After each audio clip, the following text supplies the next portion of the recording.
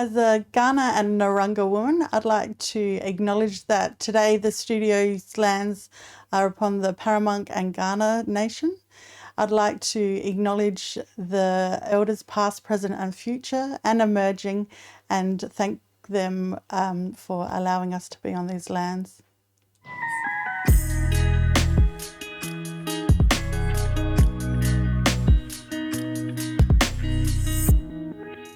Welcome to Life Bursts. I'm Sarah. And I'm Matt. Great that you could join us today as we bring local stories to you. And today in the studio we have Jade. Welcome, Jade. Thank you so much for having me. And thank you, Jade, for that lovely country. Thanks, Sarah. Yeah, it's really important to me that when we join together as people meeting, that we acknowledge the lands that we are on. Mm-hmm. And how important is that for you within your own life and those around you? Yeah, I think it just really, for me, brings it into the conversation that, and especially just to acknowledge and pay respect to the custodians of the land, the people that look after the land that have been here for thousands of generations before us. Yeah. Well, take us back, Jade. Where did life start out for you? For me, it started in Aberfoyle Park in the southern suburbs. I lived in a house with my mum and dad, and then around age 4, we had a new baby in the house, my sister Dior. So we lived there for quite some time until around the age of 7, where unfortunately some of the things happened in the home which meant that we couldn't live where we were anymore, and we moved in with a family friend, but unfortunately then there was a family breakdown. So from the age of 7, I'm very blessed to have had a stepfather, Glenn, and lived mainly with my mum and Glenn and my sister Dior, and then later on also lived with my stepsister Tanil. So that's basically how the journey began. I went to the local primary school and the local high school, and then was around that suburb until I was about 20 years old, 19, 20.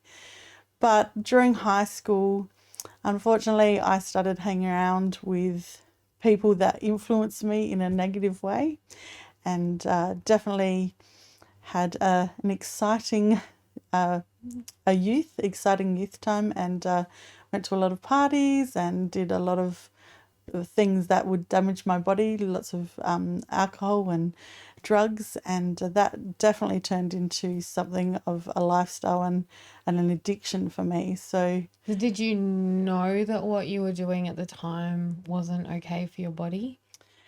To be honest, it wasn't even a conscious thought. It was just part of the lifestyle that I was living. I never, on reflection now, I never looked, at the time I never looked and went, oh, this is bad for me, I should stop. But because of the people that I was hanging around and the type of lifestyle it wasn't until things got really bad that I even kind of acknowledged that I had an addiction as well. At what point did it get really bad, and what did that look like? So I was hanging around some people that basically needed to steal money or make money in alternative ways to support their drug habits. And my life was definitely going down that path. And then one night, my wonderful mum, she had a phone call from my friend at the time, whose house that I was staying at that night, although I'd really been couch surfing for a while. And then, my friend rang my mum and said, Jade's in trouble, she needs your help. And mum, of course, came to the rescue. That night she came over. I remember it so clearly. I don't remember much about that time, but I definitely remember this night. Mum came to the house that I was staying at 4 o'clock in the morning and said, your pa's been in an accident, you need to come home. So I went with her, not really understanding what had happened, and she sat me down and said, Jade, I know what's going on in your life. I know that you're in trouble. I know that you need some support and some help. And I just said, Mum, I need to get out of Adelaide. I can't continue to stay here. I can't continue to be with these people. And so she picked me up at 4 o'clock in the morning, and at 12 o'clock that day, I was on a plane to Melbourne into country Victoria. Right. That just moving, that didn't kick the habit and help you get out of that part of your life, did it? Well, fortunately, yes. Wow. I was staying in country Victoria with a beautiful family friend. There wasn't much around at all. I didn't have access to a vehicle. The nearest shops were 10 k's away. And so during the first couple of weeks, well, maybe 3 or 4 weeks that I was there, I really just detoxed in a room by myself with my family friend. And it was traumatic. I didn't have, at that time, I didn't access a doctor or anything like that, but it was definitely, although a very hard experience and nothing that I'd ever want to go through again. I'm so grateful for my mum and my family friend that you just basically reached out to me and picked me up and put me into a different situation where I could have a much healthier and lifestyle. What does detoxing look like for you? For me, it meant that my mental health was really on a decline. I had a lot of intrusive thoughts, and physically I was vomiting and had nausea and headaches, and my skin was itchy, and I had tummy upsets and all of that type of thing for going on nearly 3 or 4 weeks. Yeah. Wow. What would you say to young people or others who are finding themselves in that cycle where they're starting to realize that that the things are harming them and they're harming others, or for parents and others, caregivers who have got someone in that situation? Would you give them any advice out of your story? Yeah, definitely.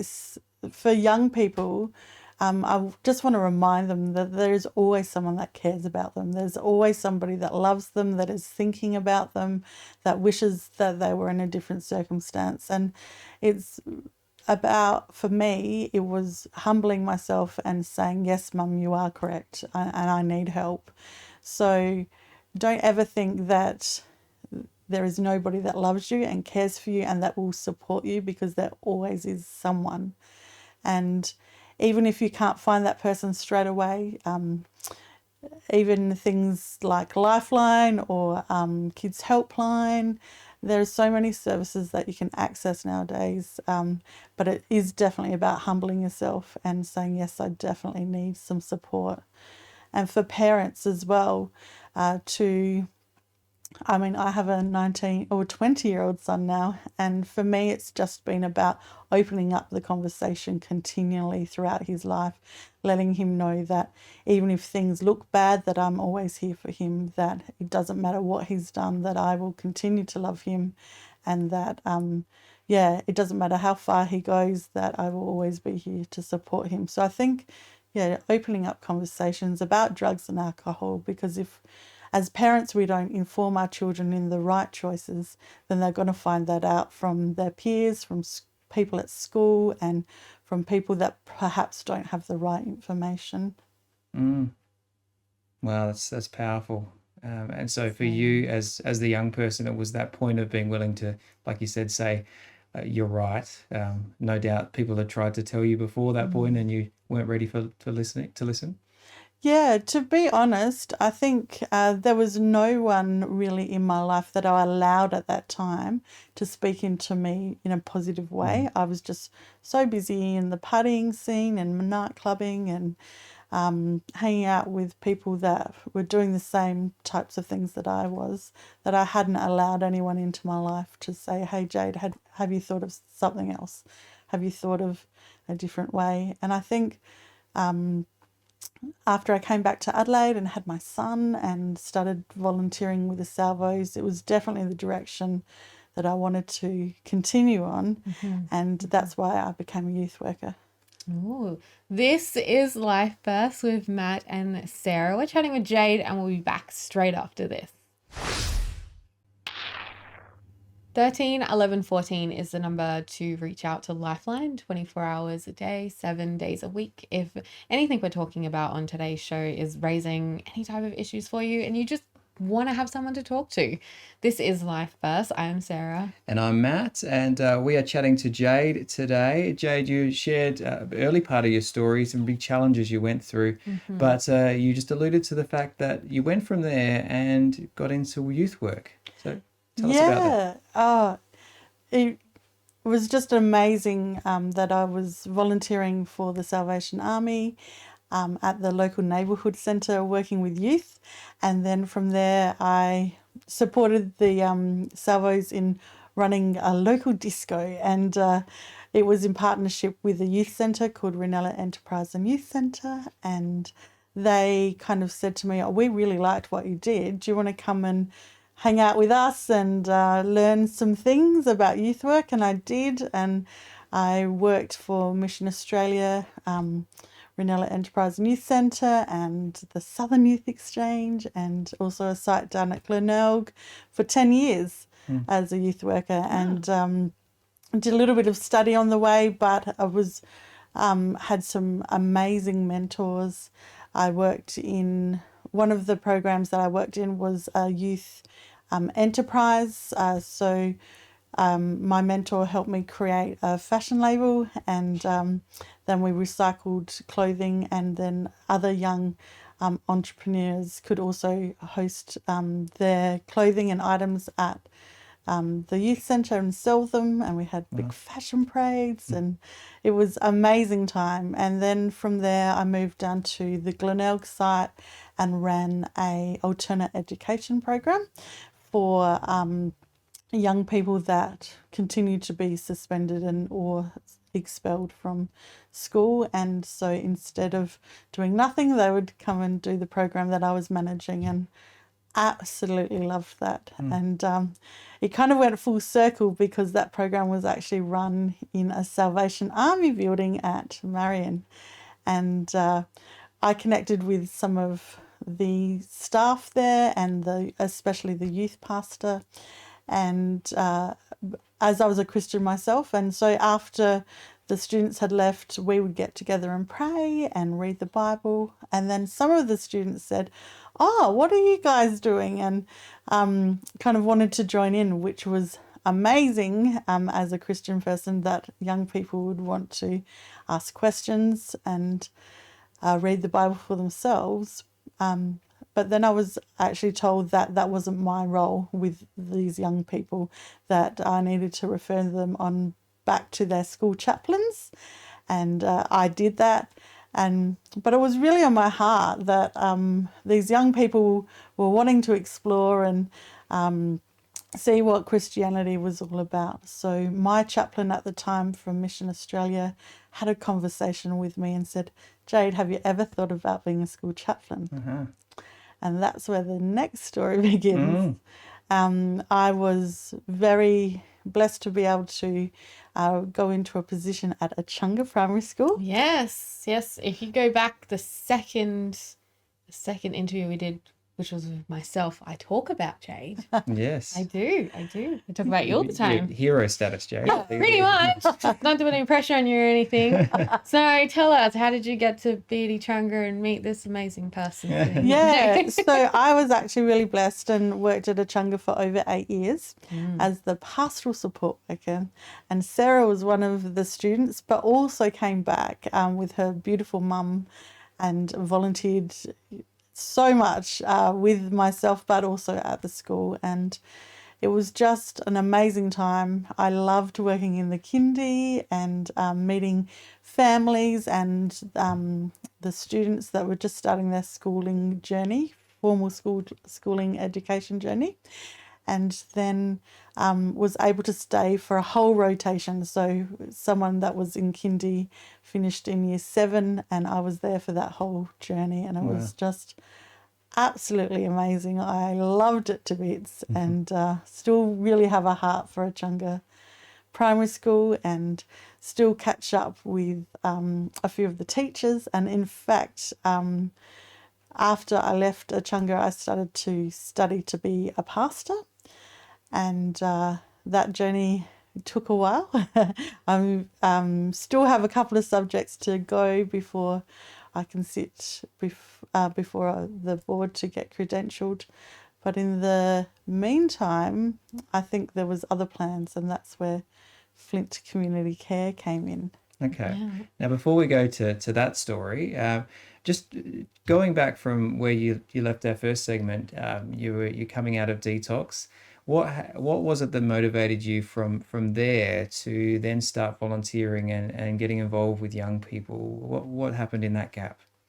I think for me, even looking back to my childhood, I was always the one that would gather all the neighbourhood friends together. And I remember on the weekends, I would go around to all the neighbourhood kids and say, if you give me 50 cents, you can come over and I'll run up to the shop and buy lollies. And then they would. And they would all come over. We'd play games. I'd hand out lollies. So I always really had a heart for bringing people together and having fun and, just organising things almost in a leadership kind of style. So, I've been able to really reflect that was kind of my childhood growing up, always gathering people together and going for a common goal. And, I think the youth work was me wanting to give back to organisations that had supported me. So that's why I started first volunteering with the Salvos at the local drop-in centre at the neighbourhood centre. And we would open up the neighbourhood centre for the youth to come in and play pool and hang out. And then we'd also jump in cars and drive around Aberfoyle Park and hand out chips and Coke and get to know young people and give them information and resources if they needed it as well. So, it was almost for me a natural progression in giving back. And, I think that's how it started. It sounds very natural. It's like you were just made to be in that role from such a young age, a role of caring for other people. And we both certainly know that you've continued to do that throughout your life. I'm really interested, you kind of skimmed over it a bit, interested in finding out, how did you cope emotionally and physically with a family breakdown? Yeah, definitely. I think, again, it was one of those things that it was just happening to me and that I really didn't know anything different, really. That a lot of my friends at school had the similar situations happening around the same time, and it just seemed normal. I really didn't have many friends that had parents that were together, which is a terrible thing to go through, that it was just normalised that parents around my friendship group were getting divorced. And so I didn't really know anything different. I do now. And I can really see as a single mum now to Jacob, who's nearly 21, oh my goodness, that having a family unit, a mother and a father, and people around to care for him and to support me in my role is, you couldn't want anything else for your family, really. When we come back, I want to explore a little bit more about now that you're older and looking at that process as well. So this is Life Burst with Matt and Sarah. We'll be back straight after this. This is Life Burst. I'm Sarah. And I'm Matt. We've been chatting to Jade about a number of aspects of your life, challenges and things you got through. During those years where you're a chaplain, you also had some challenges of your own that continue. Tell us about that. Yeah, definitely. I think one of the things about being a carer or a nurturer is that you need to really practice self-care. And I don't think I was doing that well. And during my time at Achunga, I definitely showed some signs and actually had some mental health challenges. I spent some significant time in some mental health facilities around South Australia and was diagnosed with schizoaffective disorder. Right. Wow. And did that? How was it for you to come to terms with that as a person, as someone that people were looking up to? How did you work through that? Yeah, it was really difficult because I'd always been in that nurturing, caring role for others. And now I had to accept help and really explore the fact that my brain chemicals weren't working properly, that I had to step away from being a pastoral support worker for some time while I was in hospital and recovering. And yeah, it was pretty big. It was pretty big to go through. It was a scary experience as well. I had a lot of intrusive thoughts. I had some suicidal thoughts as well, which were really scary after being, definitely through my past, having the addictions and then getting better to find myself having mental health challenges. So, yeah, it was a really big and it took a very long process to come to terms with what was happening. How did you deal with those intrusive thoughts and the fact that you wanted to die? Like, how did you deal with that? Yeah, well, I didn't is the answer Okay. to in the beginning, and that's why I was actually placed in a mental health facility at Woodley House at Modbury, and I was there for I think around 3 or 4 weeks, which is a long time to be in a hospital. During that time, I had access to a really amazing psychologist and also worked with psychiatrists to get on the right types of medication.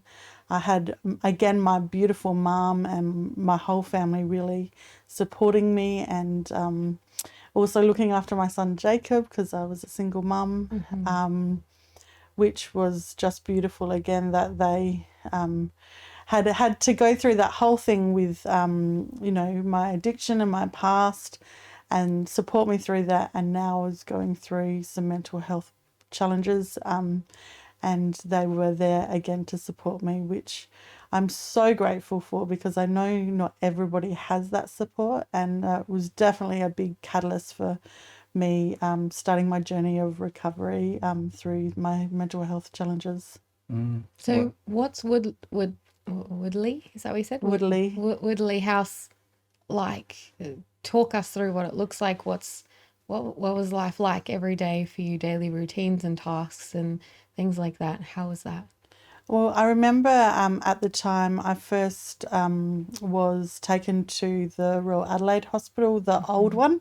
And from there I was in a ward for people with mental health problems, but it was short stay. And from then they said, and I felt quite comfortable there. It looked just like a hospital ward. So there was beds, nothing much else except for those drawer screens. And you just basically sit there and do nothing, which I would love to change. To have mental health issues, being given medication that made you feel quite drowsy, sleepy and very calm, but have nothing to do. So at the time, my boyfriend, he would come in and we would just chat, but that was basically all that there was to do until there was a more permanent spot for me at Woodley House. Modbury was very far away from where I was living up in the Adelaide Hills, so that was the first spot that was available. So I remember being transferred in an ambulance to Woodley House, and I was petrified. I knew that I was really unwell. I knew that the things that were going inside my brain weren't great. I didn't know how to control it, but I was petrified when I rocked up there. I'd never been to anywhere like that before, and I must say that the staff at Woodley House were amazing. They made me feel really comfortable.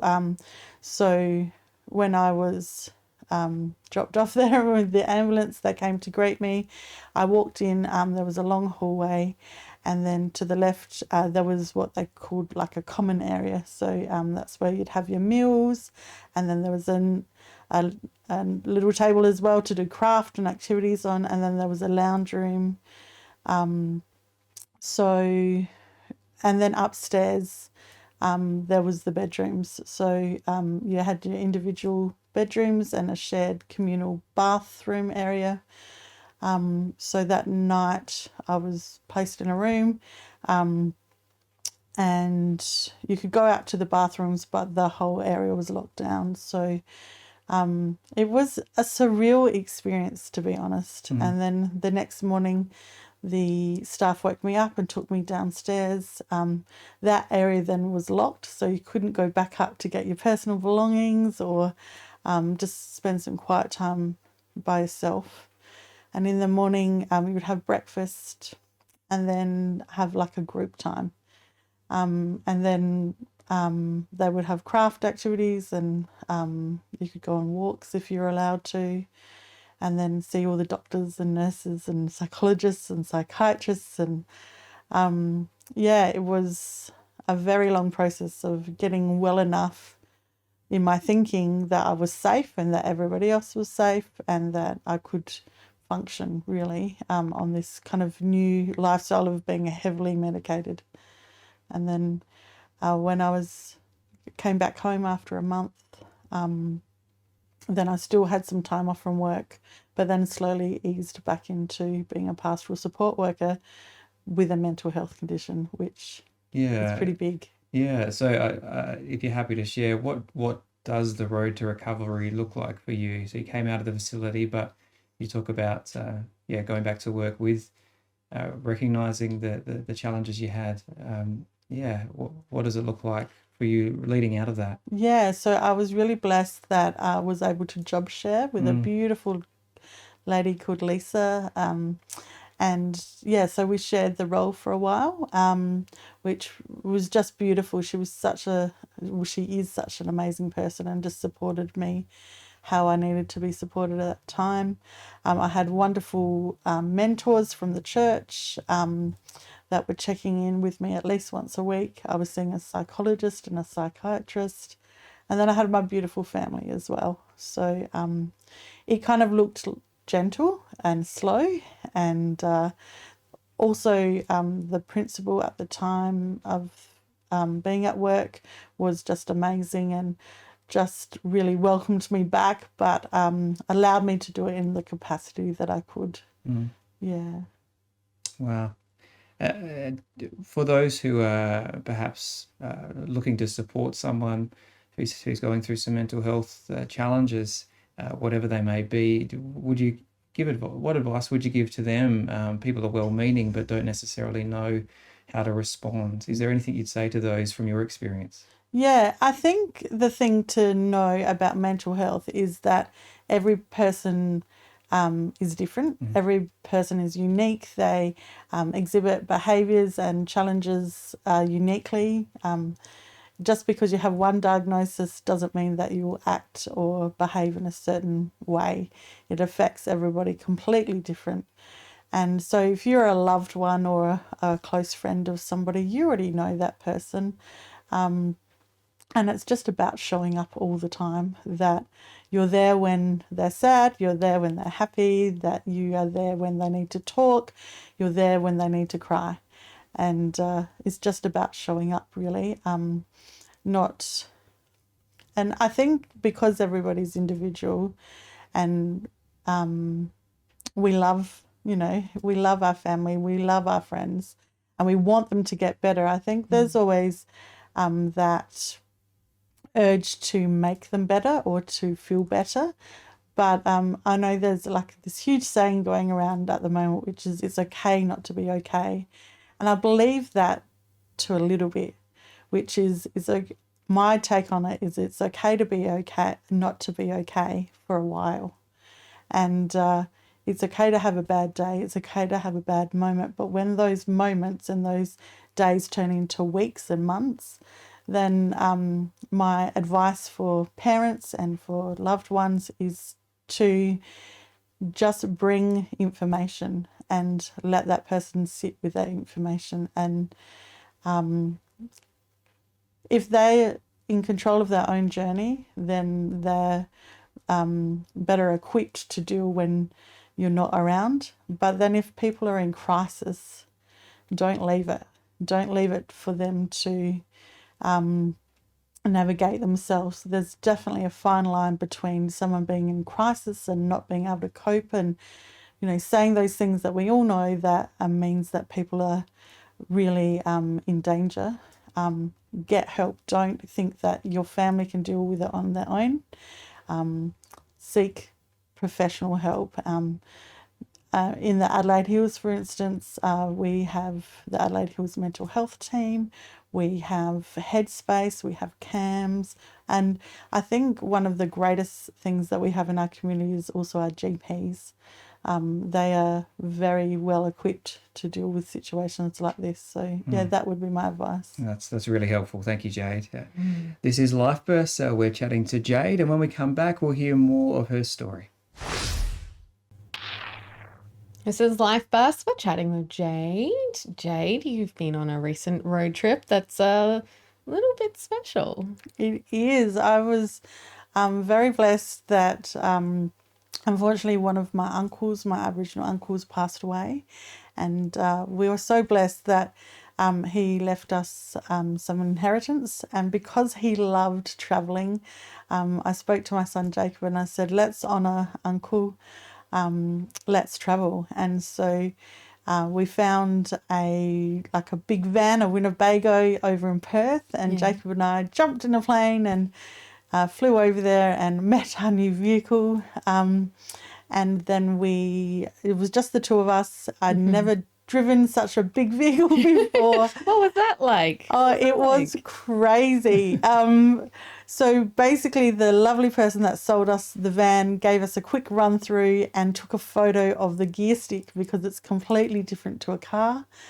And so the first time I drove it down the road, I would say to Jacob, what gear am I in? And he'd look at the photo and then he'd go, oh, you're in third and you have to go this way to get to fourth. And we drove like that until we got to the petrol station. And then I thought, oh my goodness, I don't even know where the petrol goes or what kind of petrol it is. And so that was an adventure. And then we took about 3.5 weeks to get back to Adelaide, where we picked up our beautiful fur baby Alice. She's a Kelpie cross, chucked her in the van with us, and then we drove mainly off-grid camping all the way up to Darwin and back, and that took about 10 months. So wow. It was just a beautiful adventure. Jacob was on his gap year from leaving high school, and it was just such a beautiful family time, and was really able to learn about some other Aboriginal cultures on the way, and just spend time together as a family, which was really important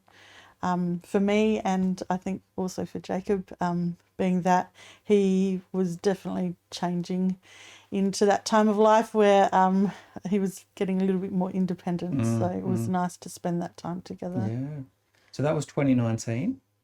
And you came back, and did you have some sense of what you were going to do when you got back from that road trip? Well, we had come back in December. I had just also been overseas to Papua New Guinea teaching at a Bible school. Wow.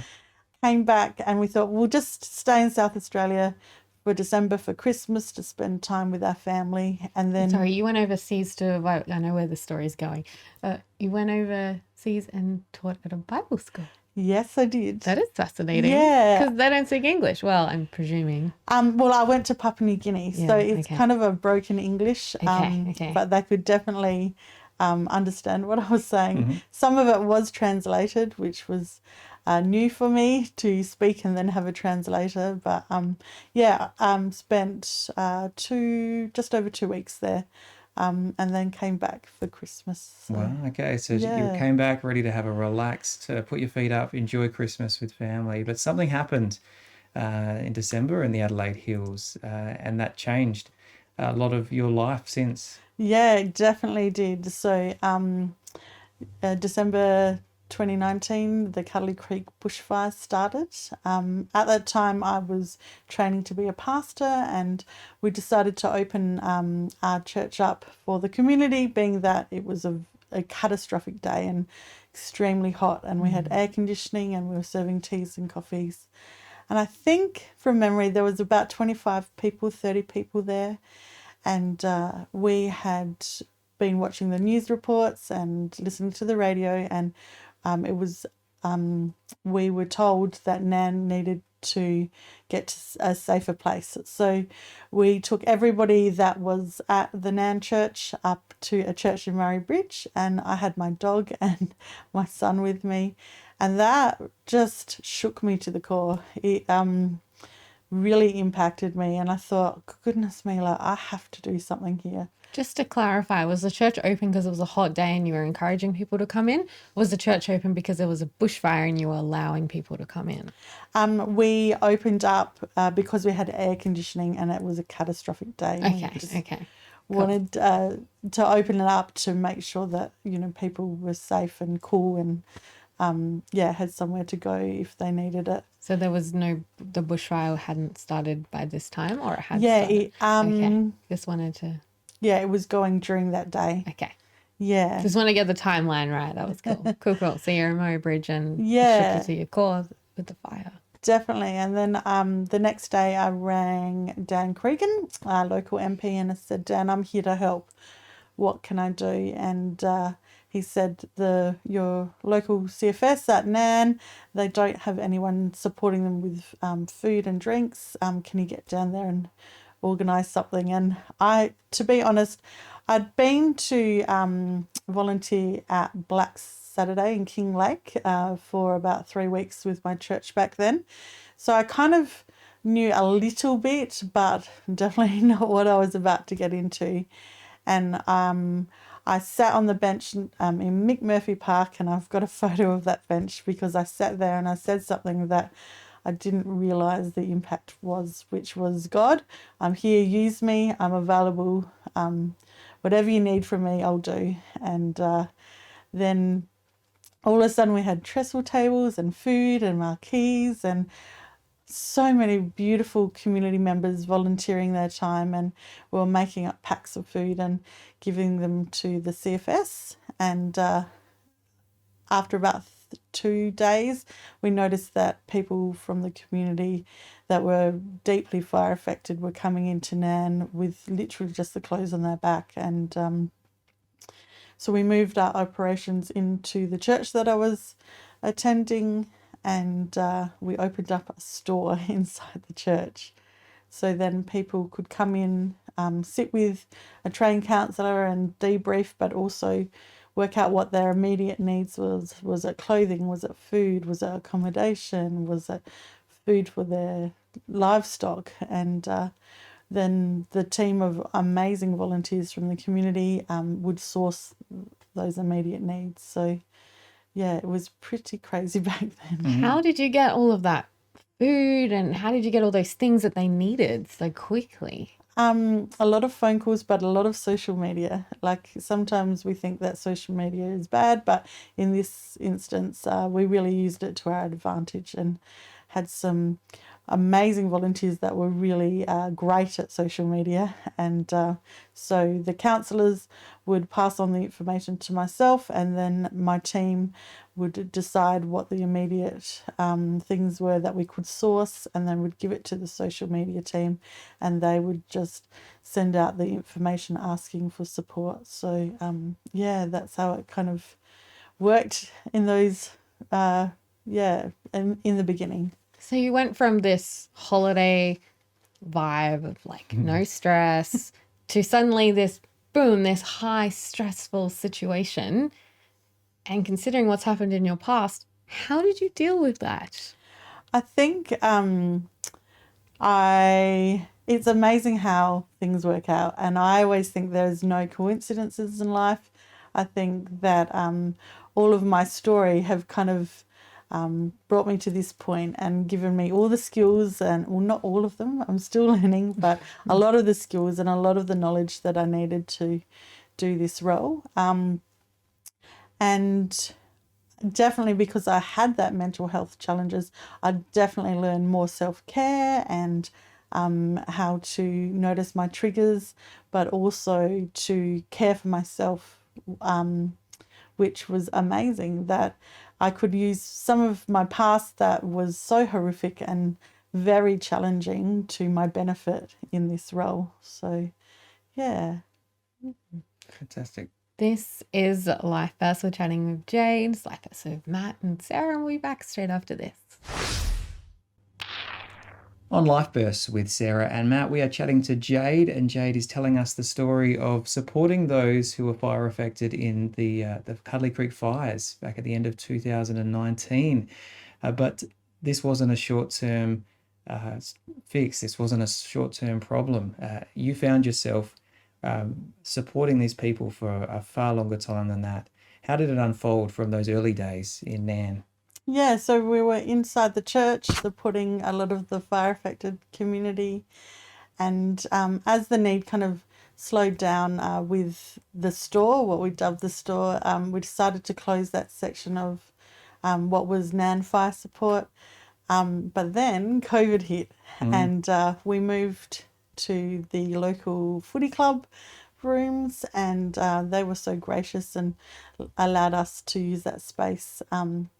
And then we had to have some amazing volunteers, and we did up food packages and delivered them out to people that were affected by COVID. And at that time, I had actually had a Facebook memory pop up just last week to say, did you remember the time when? And it was our Facebook memory was talking about that we did 330 food packages that week. Wow. Most of them we delivered during that time of COVID. It was a huge operation, and the volunteers that support what is now Flint Community Care have continued. We've had a few moves since the cricket club, but now we're located at the Bracunga Hall, which is just amazing because that's definitely part of the community that we first started supporting. And just to be back in the community and supporting those families still. So a lot of families, unfortunately, were affected by by COVID and the fires. So we're continually supporting those families and the communities, but not just Bracunga now. So we're supporting a lot of the Adelaide Hills region with free food packages weekly. Wow. Yeah.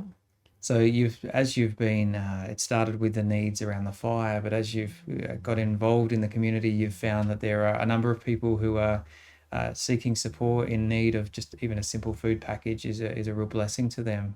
What are you discovering as you get involved in the community? Definitely discovering that food is one way that people would like support at the moment, but just as much as the food, people are really generally happy to receive a conversation. So just people checking in on them once a week and having a conversation to see how they're going. We have the Bracunga Hall open on a Friday afternoon, and we have a lot of families coming in now to collect their food parcels, and we have a beautiful kids area, and we have coffee and cake and lunch all for free. And it's just about now supporting the community in being a community, giving them an avenue where they can come together and support each other, which is just very vital in recovery. And yeah, just having a lovely time. All of the volunteers get out of it, I think, just as much as the community.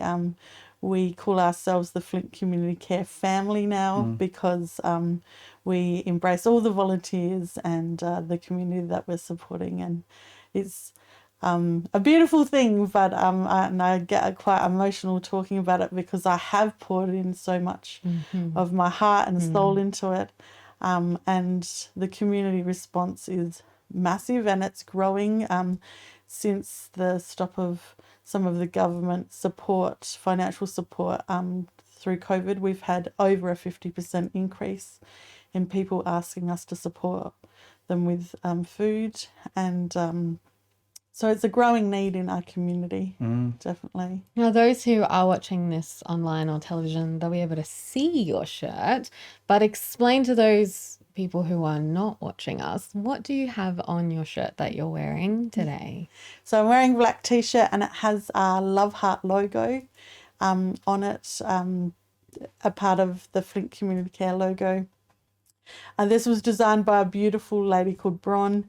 And so it's the Love Heart, and on the side is some waves, and that's without copying, but being very similar to the sign for fire for Aboriginal people. So she wanted to show everything that we're about, the heart of what we are, which is definitely acknowledging and embracing Aboriginal culture, but also loving and supporting our community. And a lot of people ask us why we're called Flint Community Care, and the story is that the Paramount nation that we work on, they trade fire kits or flint kits with neighbouring nations, and we started because of the fire. But in Aboriginal culture, fire's not actually about devastation, but it is about bringing community together and celebrating and sharing resource and food and listening and learning. And that's definitely the heart of Flint Community Care, and that's why we have the Love Heart as well. Beautiful, and a great connection back to your heritage as well, as you shared in the beginning, as a local Indigenous person. Yeah, I'm so blessed because just recently I've been able to go into a few local schools and talk about my Aboriginal culture and share some of that with students, but also work with some amazing Aboriginal leaders in the Mount Barker district area, and we're organising NAIDOC week. And also very blessed because I won a scholarship to study Christian Aboriginal leadership, so through Australia's Together, and which means that I get to learn more about leadership and culture and my Christianity. My three passions all rolled into one, so really blessed to have that. That's amazing. You got some awesome things ahead of you by the sounds of it. Now, in the final 2 minutes of our show, if you had one piece of advice to share with those who are listening to us right now, what would that be? Definitely in my role as working in Flint Community Care, I've definitely learnt that ask people how they want to be supported. Don't. That's one of the things that we say continually at Flint, is that we support people how they want to be supported. When there's a big crisis or something going on, there's always that rush and wave of beautiful people with kind hearts willing to support, but not knowing what to support. And then there's always that wave of huge gathering of momentum, and then it kind of peters out. And we've found that time and time again through Flint. But it's definitely, my piece of advice would be to sit with people, listen, and support them in the way that they want to be supported. Fantastic. Excellent. I love that advice, and really thank you for sharing your story. So much challenge that you've come through, and such a heart to help others in all that you do. So thank you, Jade, for sharing that and encouraging us and our listeners today. This has been Life Burst. You can catch up with us wherever you get your podcasts from, and on Facebook and YouTube as well. I'm Sarah. And I'm Matt. Thank you for joining us once again. Have a great week. Life Bursts is hosted by Matthew Karat and Sarah Freeman, with production by Reese Jarrett and Kay Hoshraw Ozadigan, with additional assistance by Brett Freeman. For more episodes of Life Bursts, go to rawcut.com.au. This is a RawCut production.